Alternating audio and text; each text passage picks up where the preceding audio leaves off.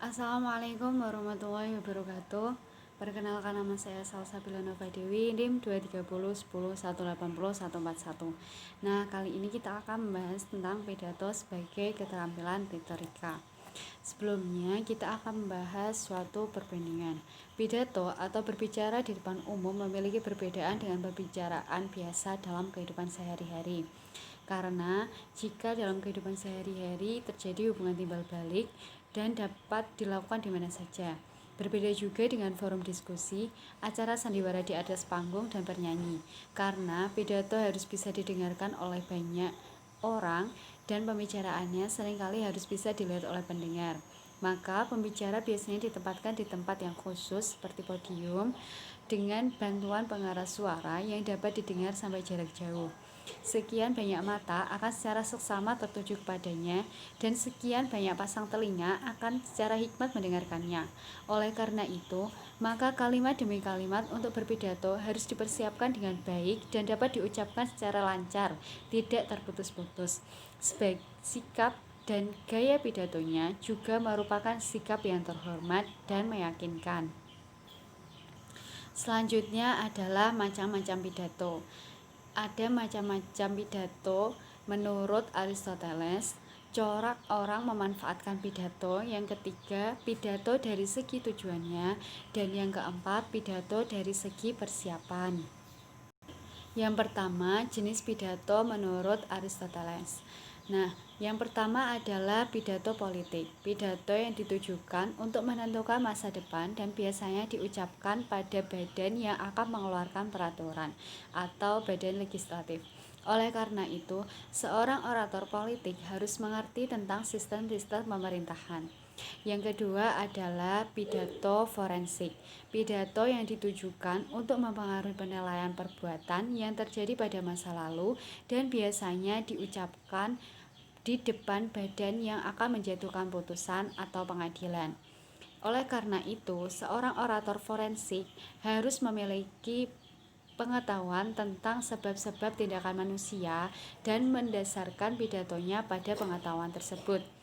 Yang ketiga adalah pidato epidetik. Nah, apa itu pidato epidetik?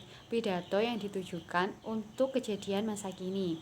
Pidato ini merupakan pidato sambutan pada upacara tertentu dan pada upacara kegembiraan dan sebagainya. Yang selanjutnya adalah corak orang memanfaatkan retorika atau pidato. Yang pertama, retorika spontan atau intuisif. Retorika yang disampaikan secara spontan tanpa pemakaian ulasan dan gaya tutur yang terencana. Kecapapan bertutur sebagian besar diperoleh dari proses belajar, mental positif terhadap masalah bertutur, dan akibat dari ketekunan berlatih diri. Bakat tidak banyak ikut menentukan jika tidak disertai kesediaan belajar dan berlatih diri. Yang kedua adalah retorika tradisional, menyampaikan tutur dengan cara dan gaya tradisional atau konvensional, yaitu cara-cara yang telah digariskan oleh generasi-generasi sebelumnya. Dengan kata lain, konvensi itu akhirnya menjadi tradisi turun-temurun. Retorika konvensional ini masih sering dijumpai dalam kehidupan modern sekarang ini. Misalnya dalam rapat atau pertemuan formal lainnya. Orang yang diberi kesempatan berbicara merasa perlu menyebutkan nama, deretan jabatan, atau tokoh-tokoh masyarakat yang hadir, mengucapkan terima kasih atas kesempatan yang diberikan, dan sebagainya. Dan yang terakhir adalah retorika terencana.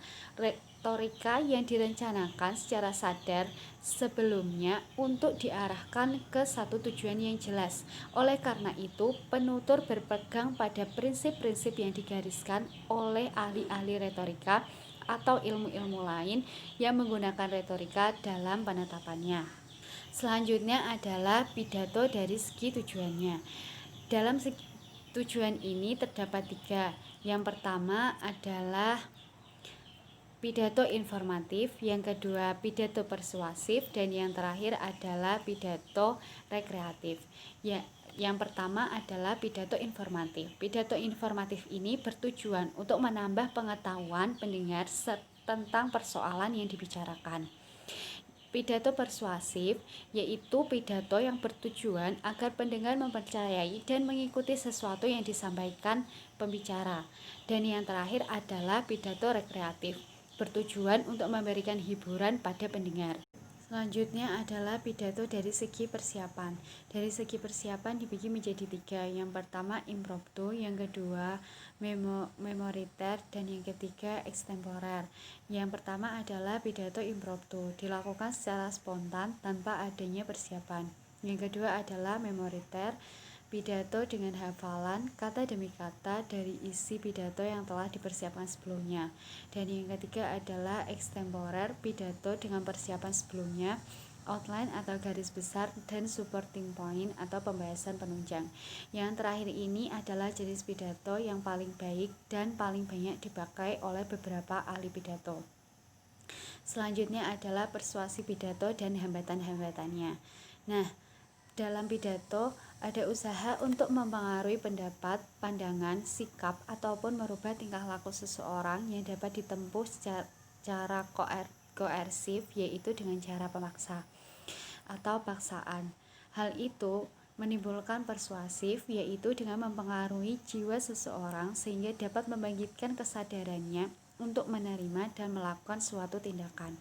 Nah, pada pidato persuasif ini adalah pekerjaan yang tidak mudah sebab persuasif mendasarkan usahanya pada segi-segi psikologis, dan yang ingin diraih adalah kesadaran seseorang untuk melaksanakan sesuatu. Dalam mempengaruhi seseorang tidaklah mudah. Nah, ada beberapa ciri seseorang itu dapat dipengaruhi atau tidak. Yang pertama adalah ciri-ciri orang yang tidak mudah dipengaruhi. Yang pertama adalah orang yang dengan terang-terangan menunjukkan kekejaman terhadap orang-orang yang mereka jumpai dalam pergaulan hidupnya sehari-hari.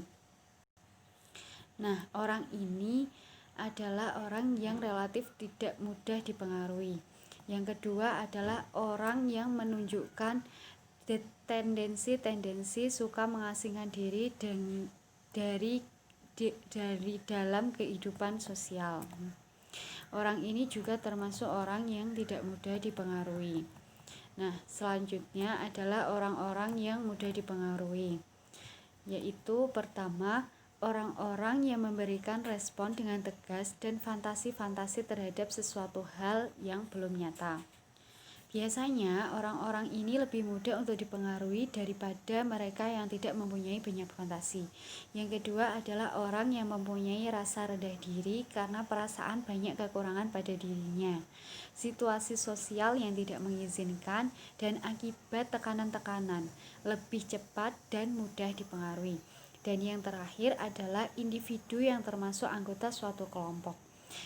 Individu ini lebih mudah dipengaruhi daripada mereka yang mempunyai tujuan dan prinsip sendiri sebagai individu. Selanjutnya adalah hambatan dalam berpidato. Tentunya dalam berpidato itu memiliki beberapa hambatan.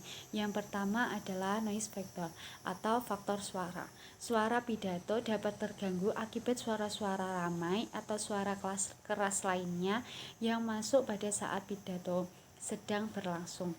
Yang kedua adalah semantic factor atau faktor bahasa. Bahasa pidato yang tidak dimengerti atau dapat dimengerti tapi dengan kesalahpahaman oleh pendengar tentunya menjadi hambatan tersendiri dalam berpidato. Dan yang ketiga adalah faktor prasangka. Antara pembicara dan pendengar tidak boleh ada prejudice atau prasangka-prasangka. Biasanya prasangka-prasangka ini yang menyangkut pada ras, golongan, aliran, agama. Dan yang terakhir adalah faktor motivasi dan keinginan. Pidato harus disesuaikan dengan motivasi dan kepentingan khalayak. Jika tidak disesuaikan, maka pendengar akan mendapati beberapa kesulitan.